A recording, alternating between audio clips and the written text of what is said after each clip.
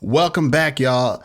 Thanks for tuning in to part 2 of Mystic Fucking Bunnies with guest Shannon Stott. Be sure to catch up on part 1 if you want to have any idea what we're talking about in this episode. In episode 4, part 2, we discuss how new efforts to make improv and creative industries more inclusive have brought BIPOC communities closer together. We talk about the importance of making sure we do our parts to contribute to BIPOC inclusion while balancing self-care and nurturing our own sense of inspiration. We also explore how our relationships with our higher powers shape how we operate in creative and business spaces. Yeah, I'm blessed and highly favored.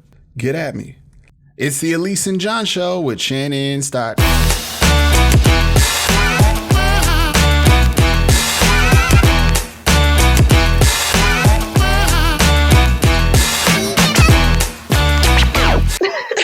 Okay, now, not to be whatever, but I want to bring up this other part. Not that it matters, but when talking about this new cohort, this new community, it's been there, but now we have, things to kind of, we have applications for our community to like get involved, and I love that.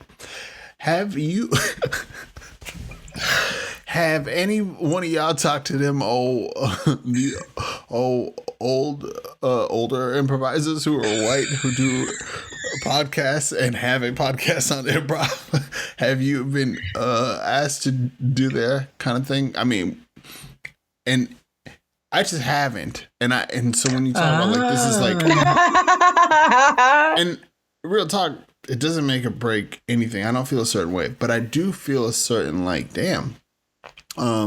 This feels good, like this new wave that we have with just BIPOC folks specifically, or even if they're white, they're usually people who are interested in what BIPOC people have to say. I'm interested. I like that, and I feel like this feels like a renaissance. But I don't see when I look at that old model, I don't know what to call it, man. I guess old white guys who have podcasts and do improv, when I think about all the content that they've done, and none of them really made me feel like actually like connected to, unless Jill is a guest on that podcast. I really never felt like connected to, but I selfishly, because I'm here and I'm part of this, but I would still, I think even if I was like from afar watching this, this platform that you have, improv on and off stage, if this podcast, I would feel like connected to it, but maybe I'm biased, but I definitely do. I don't have a question. I really wanted to bring up the old dinosaur white guy, but there's something to be said about that. Like we've created like a new international community. I think, I don't know, maybe not. I don't have a historical marker. No, but I 100%. I agree that obviously in any art form that you're going to be involved in, there's going to be the beginning of old white guy parts, right? That part of it. And then how does that transform into whatever it is now, right? I was on a podcast with Whit Schiller, and I was on his podcast, and I think what I'm trying to get at is people are trying. Oh, I know no one wants to hear that. I feel like no one wants to hear it right now. Like, people should have been doing, they're not doing enough. Like, I because this shit is complex. It's complex. Yes, they're trying. Thank you, but also fuck off. But also, thank you. Do you want a cheesecake? I'm not making you shit, right? Like, it just goes back. It's just, I get it. Yeah, there's this renaissance. It's why we're doing all the things we're doing. It's why we can do, or we're not even able, but we're feeling more either empowered, but also like now there's a level of like, well, now I was mad, but now I'm mad. Now, yeah. You know? Yeah. And what good is it doing me just to sit here? Like, what good is it doing anyone to sit here? One of my friends was saying, because here's some real talk. I was talking to Alce Bruno about this too. I think I go through a like, I'm not doing enough for the Black community. Like, I'm not reaching out to enough Black people. I don't have enough Black people on my team. I don't have, and I get this sense that there's going to be some sort of backlash.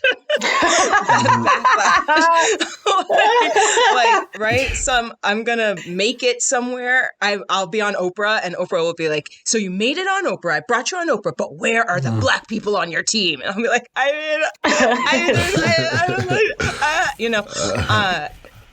but I don't. You know what? There's no but there. There's more of a.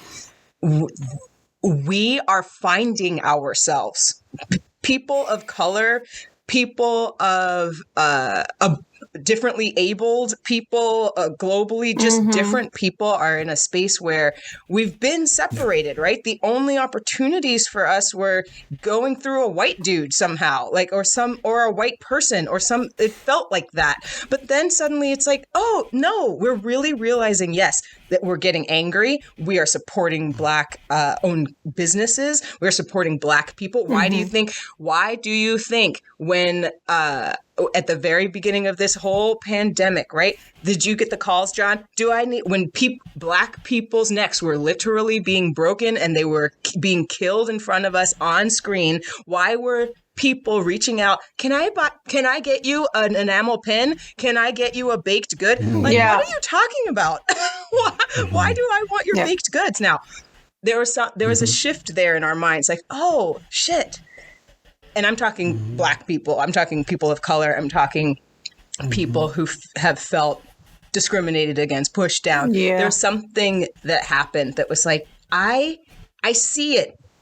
This Black Lives Matter movement, like, if we zoom out of that and what that means in a bigger in a bigger sense, like, they're like, we felt suddenly very much connected globally.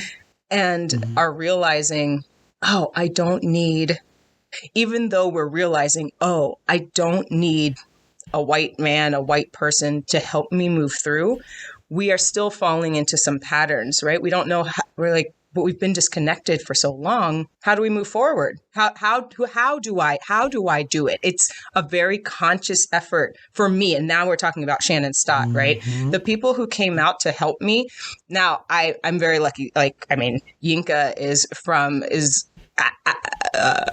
absolutely from Africa. She's a Black woman, right? Then I have lots of people of the LGBTQIA community, like, helping. I have a nice wide variety of people, but there is still work to be done in my own subconscious that would make me reach out specifically to someone. Hey, I have a designer here who's white or whatever, and she's just willing to jump on this bandwagon and help. There's an eye turn that has to happen. There's an effort that has to happen within me in order to bring people on, people of color, so that when I get on Oprah, I can say, all right, Oprah, ask me all the questions you want. Ask me all the questions. Yeah. I don't know where I went, John. I went somewhere. It was perfect. No, that's great. It was perfect. Because you know what it talks about is like, work begets work, that old saying. So I think the same is to be true for like BIPOC hiring begets more BIPOC hiring. So if you had, you got one, you do a show here or there, you had like me bumping into that when I came early and I went to that table and I forgot his name, but it was that Black dude at the table and me, I just came to his table. I didn't know what he was doing before I got there, minding his business. Nobody else was there. I just showed up and I felt so like rude. I just was like, yeah, my camera's on. What's up, buddy? And I was like, oh man, you probably weren't asking for all this, but here I am now. But it takes an event like that for me to see a person like that. And then that's how this whole thing kind of like, it just keeps on going, because after a show, you do your receiving line. So-and-so's got a sister and they're like, oh, I'm going to school to get into social media, PR or whatever. And you're like, great. I have a thing that we would love to have a Black person just get the keys and run the social Yes. marketing or social media, and that's how it works. There's really never been like a huge front that's just like, that's it. We're just only hiring BIPOC. We're out here looking for BIPOC. If you use white, don't even look at us. You come to our show, you sit in the back, and then everybody else enjoy the show. So I've had so you said it's events like that, right? That open up the space for people to come into. Yes. And it's also realizing that I am Black. I am a Black person. I'm Black. I'm Black and I'm a woman, right? I have to there's no lack of power that comes with that. Like I have to see John. John is Black. John is right? Elise is a person of color. Like we are people of color. And whatever it is that we are doing, that's our business, right? That's as in it's also my business. That's my business, but it is my actual business, my money-making business. And I have to remember when I ask myself, or when I'm having that fantasy, like, oh, how come you didn't reach out to any Black people? Girl, I am the Black person that I reached out to. Like, you are Black people. Here's what I got something for you that changed the game for me in a lot of ways. I'm ready. That now that we're talking about this specifically, because I think about this all the time, and I have to remind myself this when I was a lawyer. Please scratch that from the record. I was, networking, and there was this one financial planner who this guy said to me one day, there's 3 kinds of businesses. And I was like, okay. And he goes, your business, someone else's business, and God's business, or your doorknob's business, right? So it's like, whatever you believe in. So what you're saying right now, it's like, it's not your business to create opportunity for every BIPOC, right? For all people of color, for all Black, Indigenous people of color, LGBTQ. It's not your business, right? That's bigger than us. It's our business to do what we can right here, right now, right? Versus being like, everybody, please come here. Yes. Their business is putting themselves in the space, right? Like, what's their business? Yeah. So that always helps me, just like, whose business is this right now? That's so big. Yeah. I have to continue to do what I am doing. And the other people, anyone else they will become the reindeer. And however you want to become a reindeer, that this is the all call. Yeah. Any reindeers out there, please reach out to Shannon if you are a reindeer. If you are. But if I'm not doing my business, if Elise is not doing her business, if John is not doing his business, there is no opportunity to make opportunity. Yeah. You have to do it. Yeah. I have goosebumps all over the place. I'm so happy. Same. No lie. Look at that.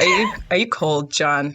Are you cold in your house? I got chills. No, I thought about I just think about the whole process in a short amount of time that we've all experienced like you intensely and intensely too. Intense. In a short amount of time, man, the whole process is just, you couldn't write it, and it, like, this shit gets to me. It gets to me in the way that when you think about, like, punk rock, and like original punk rock, like, nobody gave a shit about, like, making it big. They were just like, I fucking love this band that I'm in. I love this community that I'm in. That's it. That's the dream. Yeah. And I get chills about that too, because I'm like, that's maybe open mic call, maybe not. But this is it. This is the fucking thing that we want to do. We're doing it. Yeah. And the glory is this. Yes. Is that we get to, like, inspire each other. And it's just getting started. Like, we know about this bigger improv, but within that, there's this other really cool thing that we're doing here. And I don't know, man. It's too soon to, like, kind of think about it in a way that gives it a nice era or a title. We'll know soon enough. We're going to know real soon, I think, what this all is. Yeah. call the Shannon Stott. Yeah. The era of Shannon Stott. The Stott era. The era. Yes. Stott era. And you know what? It's true what John is saying. Oprah, if you don't want to call, don't call. But please call because we really love you. We love you, Oprah. Yeah. You ain't got to call. But, no, you're right. But call. Give us a call. But call me. You're right.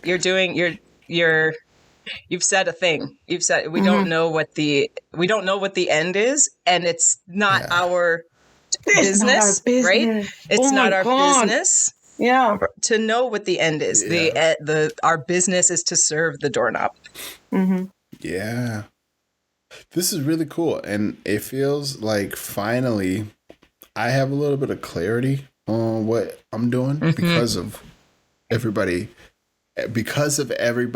in their groove and figuring it out. It makes me feel like, good. Not that I was in a vacuum before, but it can feel that way, you know, when you don't have other folks who are weird like you. Weird meaning BIPOC folks who also can talk that shit, but at the same time, you know, want to talk about Doctor Who, you know, like just these things that are normally associated with whiteness. We're very familiar with that world too, right? And so sometimes there's like this gap that we have connected to our people. Like we're just like, man, I don't know, but I'm nerdy. I don't know if I'm gonna. I feel like there's some socialization that needs to happen in terms of like my specific brand of BIPOC weird, you know, like improv, but also like, yeah. Like for that, we have Donald Glover, who has all of it. Okay, he's weird as hell. He's musical. Yeah. But then he's super, like on Community, that was his character. His character was like ultra nerdy, right? And again, more bunnies here. Yeah. Like in the show Community, he was the black guy that was also really just geeky, and him and his friend were two geeks together, right? Mm-hmm. So we have Donald Glover. Yeah. You can also call us Donald Glover. I love you. Yeah. We do have Donald Glover. Yeah, we're like, but we're creating more of that, like, which is what I feel is happening, and I don't. And we're not beholden to nothing. We're not showing up having to be like, okay, we are here to describe the experience of being a minority. We don't have to. We do don't. That. And you said something. This part. In a vacuum. You're not creating in a vacuum. This online movement, because we have been forced to be virtual, is so explosive as far as connecting us, right? Like when there's so many people, there's so many BIPOC people that haven't seen other Black people or other people of color do improv. They're always performing, or they had been always performing in a white space, being the only Black person, only person of color doing their craft. And then they had heard, I've heard that, I mean, there must be on this planet some other person of color doing improv, but they couldn't see them. And now we have this really nice connection where people can just go. I love, so John, you created this Make Improv More Black. Is that right? Like the Facebook group. And there's so many people on there that have said over and over again, I didn't know there were this many Black people in the improv community. Just like, what? Where they're like fascinated. And it's just so helpful. It's so helpful to see. It's helpful for me to see people creating their own theaters. It's helpful for me to see people doing podcasts, people like putting out work, shows, whatever it is. Because it does. It can feel like, am I the only? And it just happens every time, right? I get hired for a show or an event, and as an improviser, and I'm there, and I'm like, I mean, I'm a good improviser. I'm a fantastic improviser. I hold my own. I do my own shit. You can't tell me nothing. Yeah. Also, I happen to be Black. There are other fantastic improvisers that are white that you didn't choose because I am black. I'm a black woman. Yeah. Like, I know it. You don't want to say it. Yeah. I'm amazing. Yeah. I know we're all amazing on this screen, but Yeah. No, yeah. you know, but like, hands down, there's a movement to get people to cast Right. specifically. right. And Black, brown women. John, I want to talk to you about that Facebook page because I was just thinking about doing something like that for the Latinx community. I haven't seen it online. Perhaps it exists, but Yeah, make it. yeah, Shannon, I was telling John recently, I told him this week I taught a class and I had a student in my class who we were doing monologues and I told her to do hers in Spanish because she was obviously leaning into that part of herself. And after she did the monologue in Spanish, she stopped everything and she was like, she started crying because she was like, I've never done anything like that. And I've never felt like it was okay to do something like that. Every single person in the class was white. So she was like, she literally, this is what she asked me. Do you just go into your mother tongue like that at any point? And I was like, yeah. The fact that she said, and it feels like just to hear the words mother tongue, like it sounds, when she first said it, I laughed, but it's like mother tongue just sounds like such an intense and like, and deep thing to say about a language. Of course she started crying because she's like, what? I could do that? So that also tells me she has not been around a lot of Latinx players, and I'm her first Latinx teacher. right. Also a woman, And you know, she so needs you. yeah. So I want to talk about that, John, Yeah. because I've been thinking about that too. Yeah. Make improv more. How do you say it? That's How would you say it? there's so Make many improv terms more right Latinx? now. I guess Latinx How do I you could say, yeah. or Latine. Some people are using Yeah. the E at the end, but that's good. Yeah. Look at what's come out of all of this. Think the doorknob. Lapel pins, doorknob lapel pins for everyone.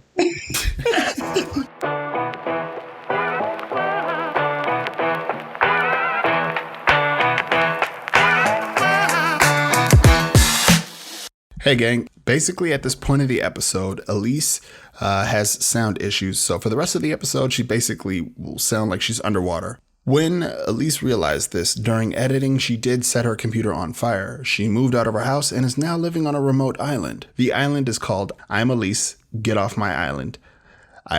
Nah, I'm kidding. She was mad as hell though. Mad, like a deep fury mad, like angry but pissed off mad. And if you can, let Elise know in the comments that you were there with her in solidarity, and it's not John's fault. Enjoy the rest of the episode. Hey, I got a question. I want to circle back in this mysticism sort of world, because we're all creatives, we're all artists, and a lot of the stuff we deal with is you can't really touch it. It's a lot of fucking, it's just you gotta experience it, and then that's it. What religion or what is y'all practice? What do you practice? Because the more I look around, man, the more my favorite artists, and the people that I really enjoy, they tend to have a certain level of like unwavering faith, I guess you would call it, or belief, like, or they're ready, even though they may not believe or whatever, they're ready to take on that unknown. What are y'all doing? This is a woo-woo question, but I love this so much. I am so excited right now.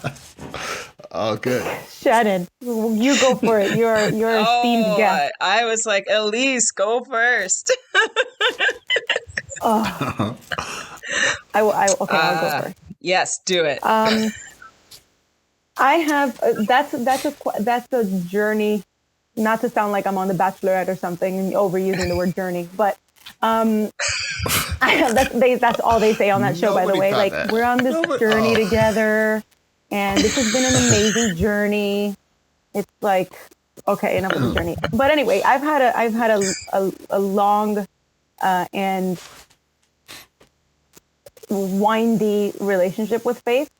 I have been sensitive to energy since I was a child, but I never really understood what that was, and it was very scary for me because I could feel other people's feelings, and it was a lot for me since I was a kid.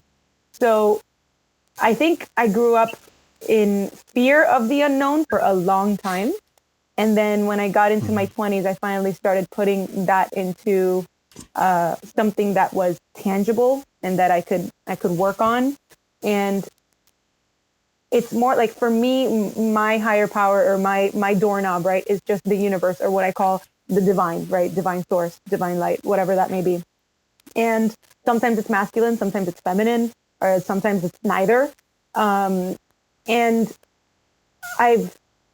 something that changed the game for me was this one book called Outrageous Openness. And it's this woman who talks about, she calls herself, what does she say? Polyfaithful. Like, she just takes a little bit of every single religion and every single belief system, and she finds the things that work for her, and then she makes it hers, right? And that's her doorknob, right?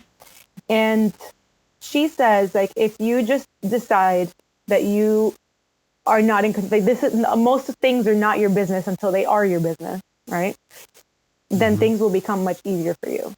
And I follow that now, and things did become much easier. So, like, if I'm in a really shit situation, I'm just like, I know that I'm going to be taken care of, and for whatever reason, this is not my business. This journey is not my business. I just need to be here in the moment where it's revealed to me what I'm supposed to be doing next, and then I just wait for that, right? And in the meantime, I just think about that as much as possible. I do a lot of meditation. I do yoga. I get into my body as much as possible. That doesn't mean that in the very difficult times, I'm like, what the fuck? Right. But ultimately, I've learned to fall back on that. But it is a practice. It is a practice. And my friend that's a yoga teacher, she says practice makes practice. And that it is what that is. It's a practice. Just like improv is a practice. We are, as improvisers, take classes for years. We're going to forever be students.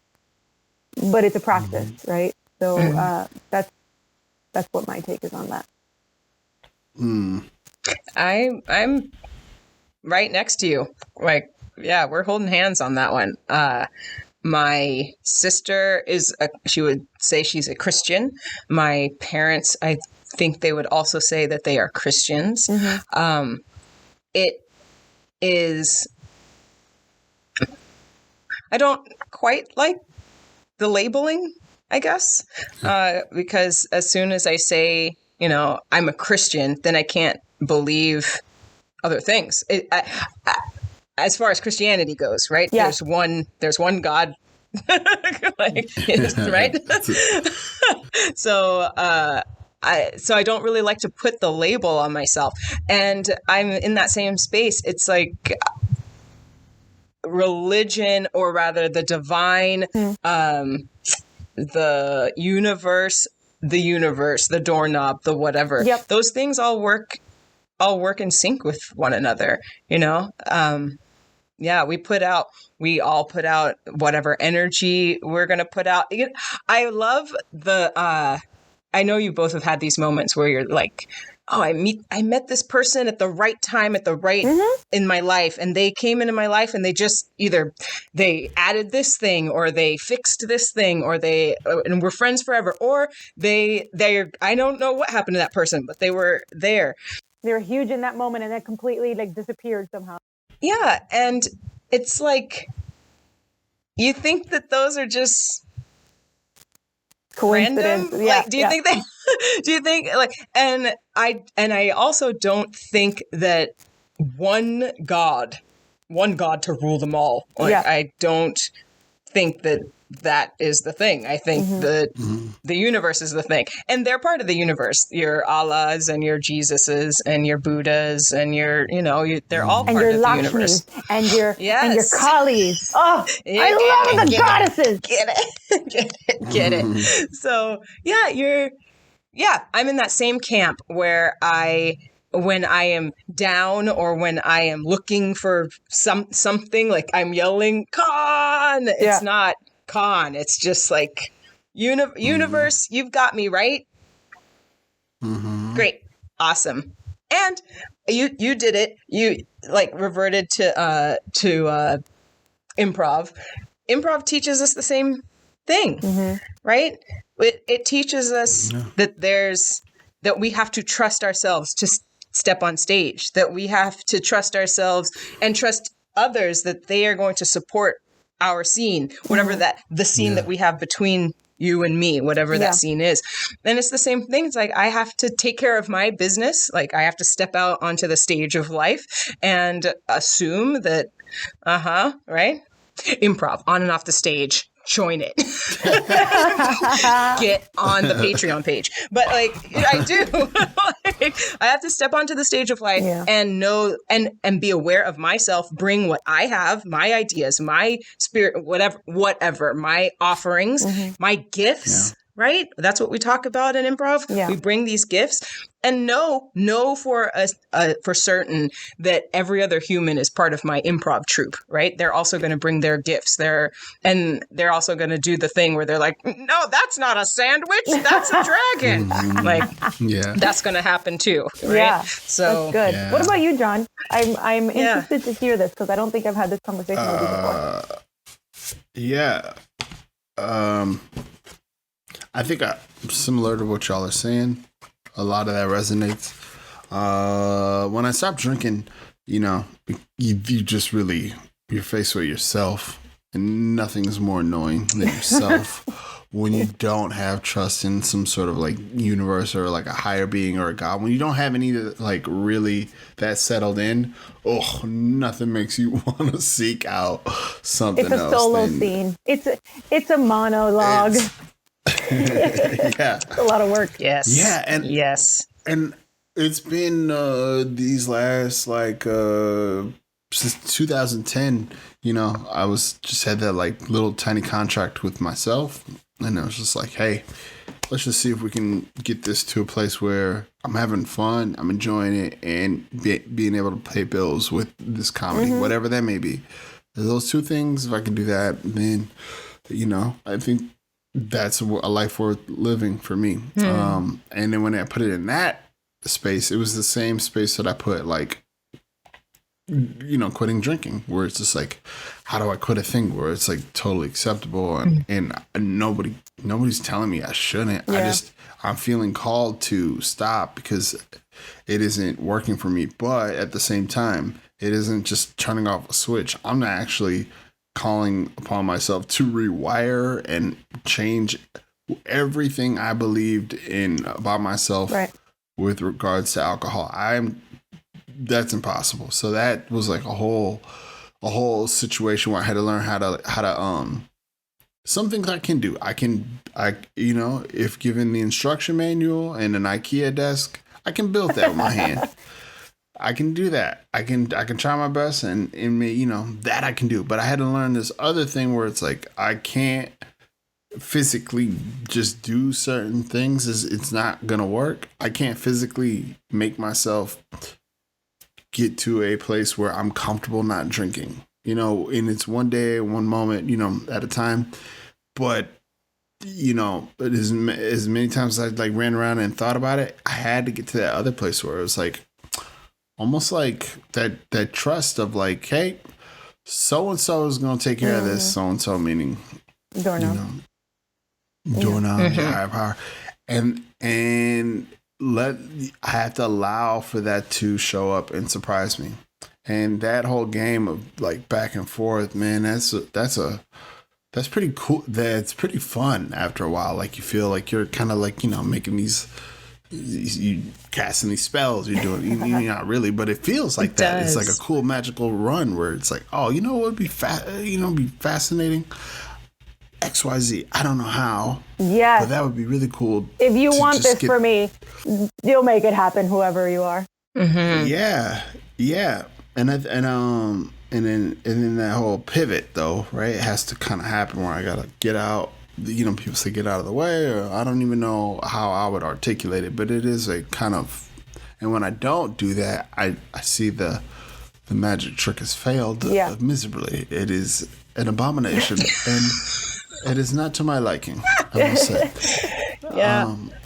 No matter how like much I trained in it, I just, man, but when it's the other way, there's never an error. There's never, I clicked the wrong button, or the link is broken, or how come I can't get through to the line, or whatever. It's like, it all kind of like flows. And then you know, there's back to your original thing, Shan. There's this moment though that I still grapple with where I go, man, but how do I show it or them or whatever that I appreciate it, and also like I'm down. I got some sweat, labor, equity. I'm down. Like, put me in the game. Whatever. You are in the game. As long as you wake up you open your eyes every day, you're in the game. Yeah. I do gratitude journaling now that you're saying that. I do gratitude journaling just to be like, hey, and even if it's something that I don't quite like physically have just yet, I'll just be like, I'm so grateful for this mansion I'm living in. Yeah. Hint, hint. Yeah. Hint, hint. Yeah. Y'all listening? Hint. Yeah. Yes.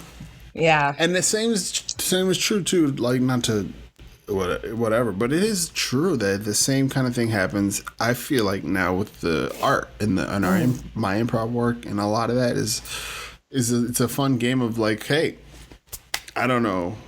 All I know is that it would be really cool if this set that I'm in really did something that blew me away that I never would have saw like ever happening, and you know, like something like that, like the early days of improv. Oh my god! Like I'm like, hey, my prayers now are just, can I get that feeling again? Can I you know, That rush, yeah. You know, the being lost in something amazing with complete trust and earnestness, and not making it like cool, like where I'm not making this thing into a certain thing, but kind of letting it happen, hippy dippy, yes, but you know, Very much like Alice in Wonderland. She's just kind of like, oh, okay, oh shit, this is happening right now, right? She's just kind of thrown in the rabbit hole, literally. Yeah, that's it. I like But that. also, it's very I like easy that for a her lot. because she's like a white blonde lady. Okay. Whoa, snap. Yes. You think the queen You wouldn't said have it. killed her ass if she wasn't white? That's right. Your lips Cute to little doorknobs. blonde girl. Ears. My That's God, right. that took a turn so fast. The turn was so fast. Yeah, equity, equality. Lord. Alice in Wonderland. I do love Damn. the movie though. It is Never great. heard it. And they never know Juan in Wonderland. One is like, listen, lady, I'll do whatever you want. Just don't fucking kill me. Yeah, I love that, John. You said, what do I love? I love the letting go. It would be cool if, or what if this, or I would love it if, and then releasing that into the universe and letting the universe like, oh, okay, I can replicate that for you. Or now's not the time for that for you. Or now's not the time, or whatever it is. But what I'm learning from that, and I will take away, is the release. The release. I think that's what you're saying. You have this nice way of, this would be nice, and like releasing it. Yeah. Whereas That's exactly it. yeah. Whereas I'm like, this would be nice. Quick. Let's figure out Make how it to happen. make it happen As fast right as possible. But I know it's up to now. you. I know it's up to you. But I'm handling it. I am the and then because you're holding it so tight, and you think like and that's another thing about the release. When you release, you have a very big sense of awareness of, you don't know what it's going to look like. Wouldn't it be nice if this brought me joy somehow? But you don't know what packaging it's going to come in. You don't know what it's going to look like. Whereas on my end, when I'm like holding the idea, I have this vision of like exactly what it should look like. And then you can't, you stall out because you can't, I don't have a tech degree. I don't have a movie making degree. I can't make film. I don't have sound tech. I don't, you know what? Forget it. I've just let it alone. And so I'm learning from you. I really am. And this bunny book, like, but I'm I'm reading. just thinking about these bunnies. Like, I'm like, how am I going to bring these bunnies back? Because I really like these bunnies. Well, it's and she's like it's so interesting, you know. She gives permission. She's like, just go create it. It's not so that you can be famous. It's not so that you can change the world. It's not so that even goes as far as like, it's not even so you can help other people. Whatever it is that you're creating, it's not for other people. It's for you. You want to do it, right? So just go ahead and create it, which is like, oh my gosh. Yeah. If I didn't spend so much time thinking about like, well, what are other people?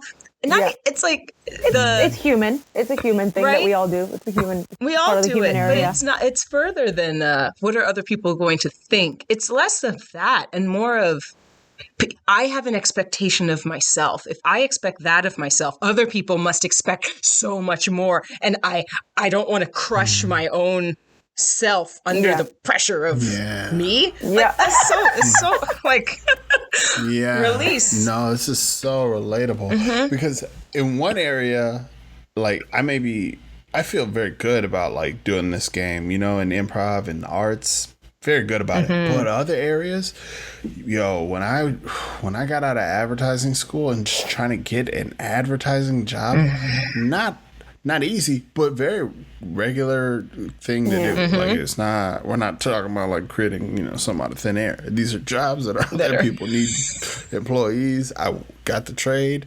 It seems to be, John, that you are in line and you are worthy of this. It seems to be like this is going to work out. You got the degree. You are capable. Now it seems like all we need to do is just find people that are hiring and you just apply yourself. That seems to be, and then when you get hired, John, you will sustain. You'll be successful. You will, you will go to work and people will look at you. And I was like, no, you fucking, you Wait, phony. who the hell's talking right now? Like, no. What a fraud. Yeah, I my brain went right to, and I think it's like true, like to what you're saying, Shannon, like if I don't have it envisioned, how can I? Yep. How will that work? And it won't. And in truth be told, I just never ended up feeling comfortable because I wouldn't in those spaces. I didn't feel like a black man could work in advertising regardless of what year it was, and that black man, especially not me. And if there was a black man that was working in advertising, that man was way more talented than I am. Way more. And I was just more tolerant of whatever he had to deal with. Because I feel you hard, and I feel you hard on the legal aspect as a lawyer. Like, there's plenty of people that can do the job well. I could do the job well. I don't want to do the job well because I don't want to be on that. I just don't want to be in the environment. I literally can't tolerate the environment. Yeah. It's it's interesting to me how, as improvisers, like that being our job, it's my job, doggone it, like that being our job, there's so many lessons in improv that we like almost forget immediately as soon as we're trying to do something else. Like you know, the idea, right? Like when you're creating a scene, if you are a seasoned improviser and you're doing improv correctly, or whatever, you don't go into a scene with 100% like, this is the scene that I'm going to make and I'm going to create it and it's going to look like this, because there are other people involved. Yeah. But you take that same exact mentality, you don't think like that, but you take that same exact mentality and just shift it over to your another career, and suddenly it's like, no, in this career I am going to make it happen, and it's like it's the same. This is the same thing. There are other people involved. There are other things going on. I love this idea of release. You have to, like, wouldn't it be great if I was blah blah blah and then make that happen? It on stage it's the same, wouldn't it? Yeah, be great if I was queen. Yeah, it happens. Absolutely. Yeah. The thing is that we are human. Whatever idea we can come up with is going to be mediocre compared to whatever the doorknob is going to come up with for us.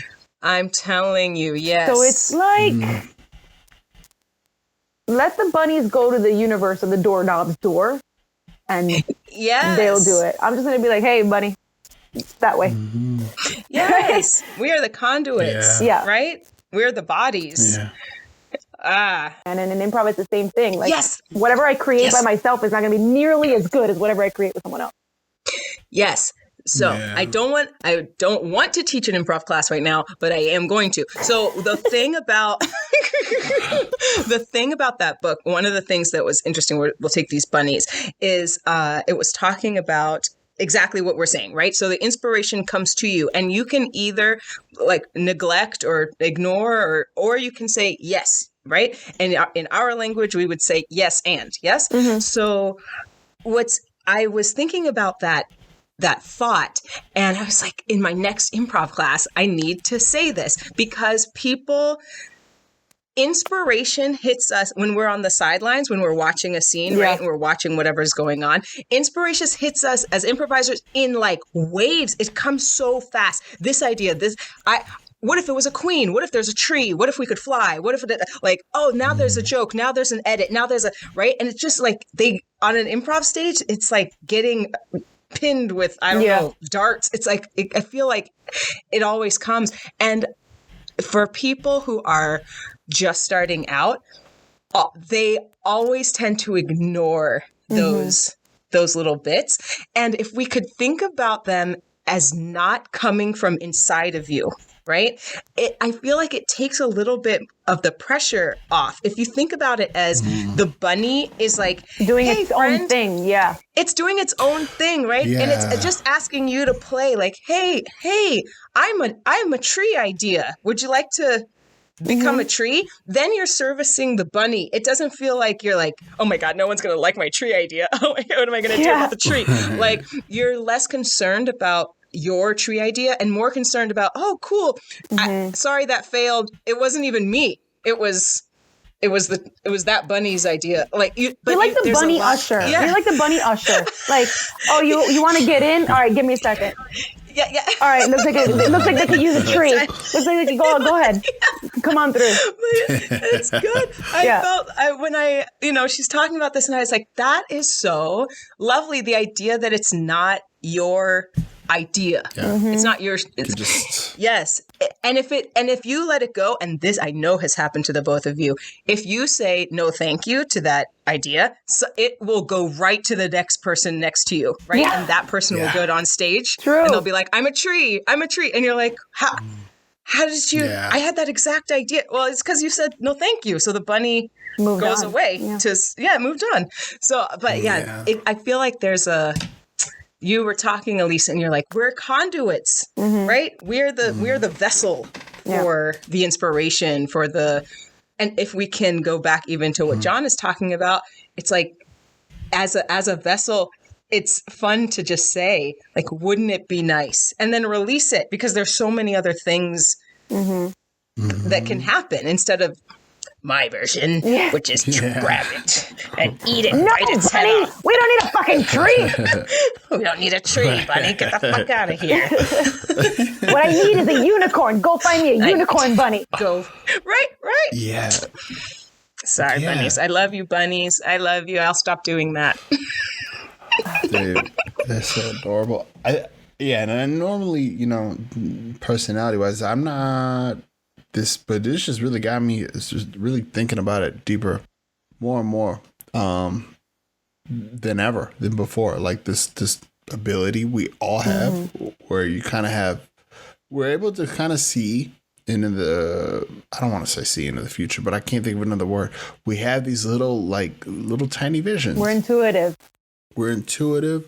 If we're on the back line, we're like, I don't know what is going to look like, but I have a tiny little, I'm coming up with something, and we're going to see where it goes, but I'm coming up with something. But even before you come up with something, I think after so much practice, what I love is you're able to be like, oh, whatever it's going to be, I know it's going to hit a certain bar that I like. Maybe because I'm playing with somebody that I enjoy, or maybe I'm just at a stage now where I feel like I can play with anybody and whatever it is.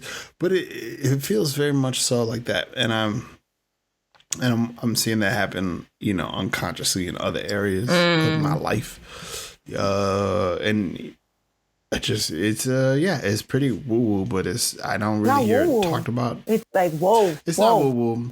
It's like whoa, whoa. whoa. Yes.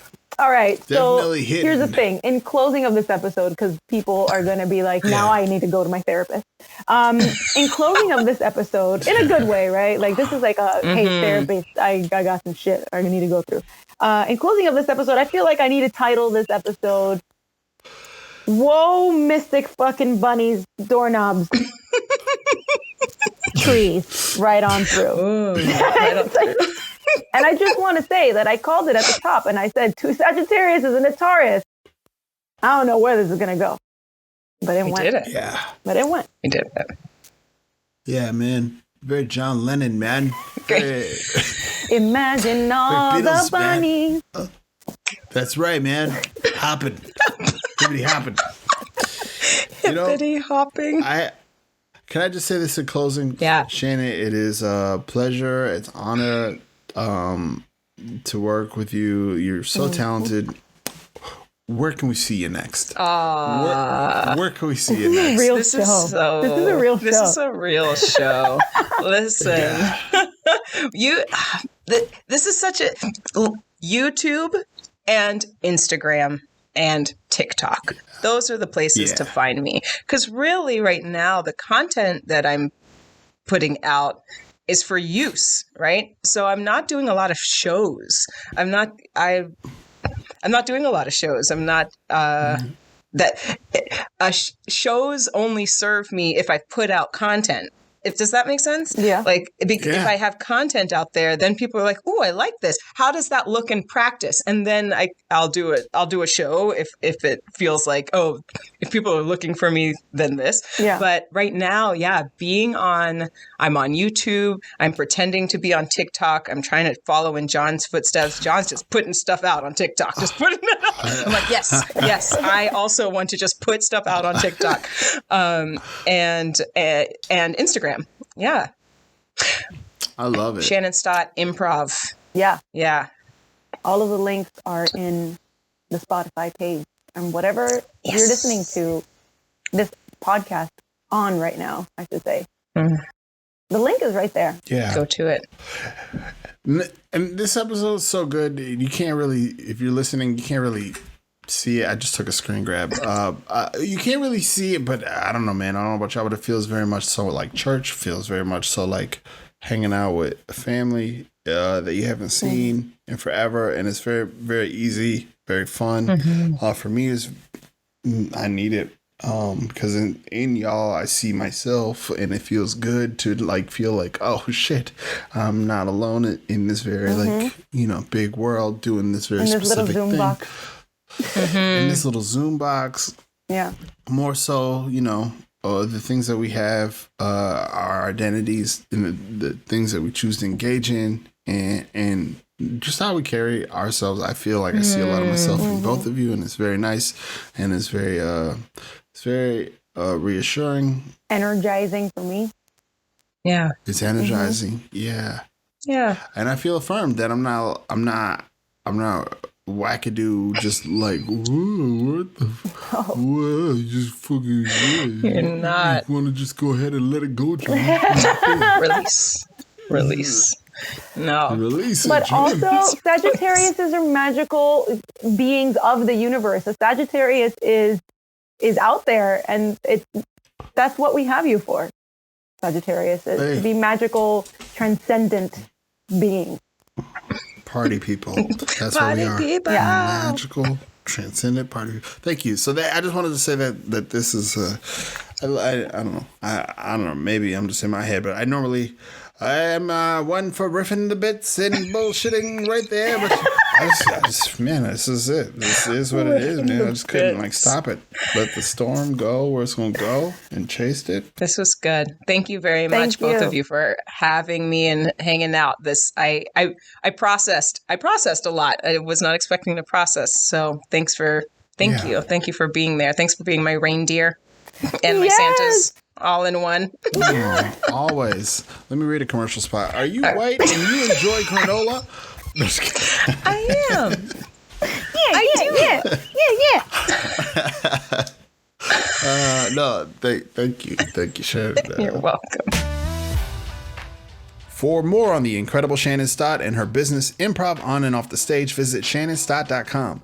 You can find all of her links and info in the episode details. Mystic fucking bunnies. Au revoir.